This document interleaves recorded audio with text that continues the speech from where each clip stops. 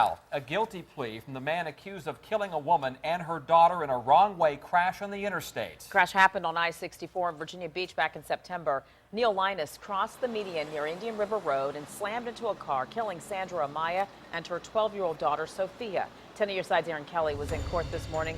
She's here now with reaction. Erin?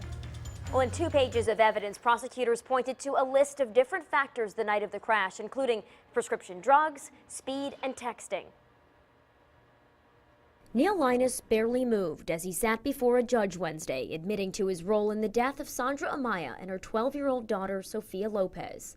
Last year, he was driving his truck down I-64 near Indian River Road in Virginia Beach when police say he drove over the median and into the path of Amaya's car. He knows he's going to be incarcerated for some period of time. The question is how much, and he's having a rough time. Jail's no place for anybody, much less a double amputee, but he has to pay the price for what's happened. Linus lost an arm and a leg in an earlier crash. According to the Commonwealth's evidence, on the night of the Virginia Beach crash, he was not wearing his prosthetic arm. He'd exchanged text messages and received a phone call minutes before the crash.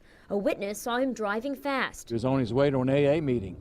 He has an alcohol and drug problem, and he was going to a meeting. He just talked to his sponsor on the phone moments before the crash.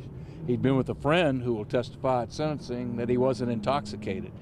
So this was a seizure as a result of an overdose of medication. Doctors found 4 types of medication in Linus's system.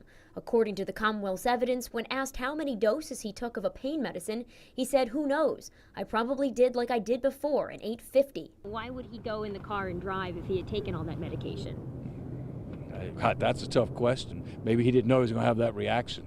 Had he ever had a seizure before? Yes, he had. Had a seizure before, which is one of the reasons the Commonwealth has a strong case, because he knew that if he took too much of that medication, he was subject to a seizure. And prosecutors say there is no evidence that Linus had a seizure that night. He'll be sentenced in April and faces up to around 40 years in prison.